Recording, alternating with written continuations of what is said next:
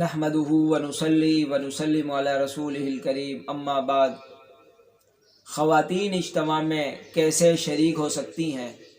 اس کے بہت سارے ذریعے ہیں۔ ظاہر اجتماع تو ہوتا مردوں کے لیے ہے، لیکن عورتیں بھی ان کے ثواب میں حصے دار بن سکتی ہیں۔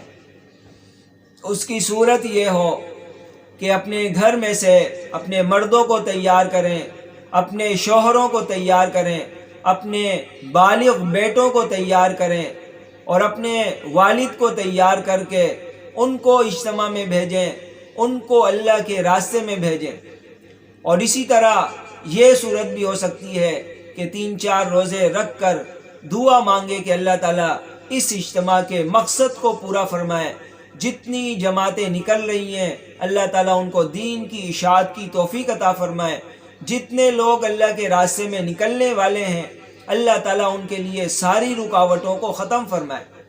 اور کم از کم دعا کے ذریعے سے تو اجتماع میں ہر خواتین شریک ہو سکتی ہے کہ اللہ اس اجتماع کی برکت سے ہدایت کی ہوائیں چلا، کفار کے زور کو ختم فرما، ایمان کی بہاریں نصیب فرما، ایمانی صفات کی بہاریں نصیب فرما، نبی کریم صلی اللہ علیہ وسلم کے اسوہ حسنہ پر چلنا نصیب فرما، اور ساری امت کو اپنے دین کی محنت کے لیے قبول فرما، بے دینی سے دور فرما۔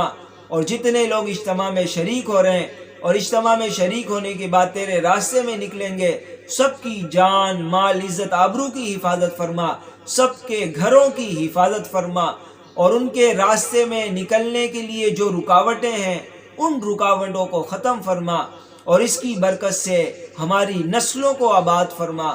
اس طرح کی دعا کر کے خواتین بھی اس اجتماع میں شریک ہو سکتی ہیں۔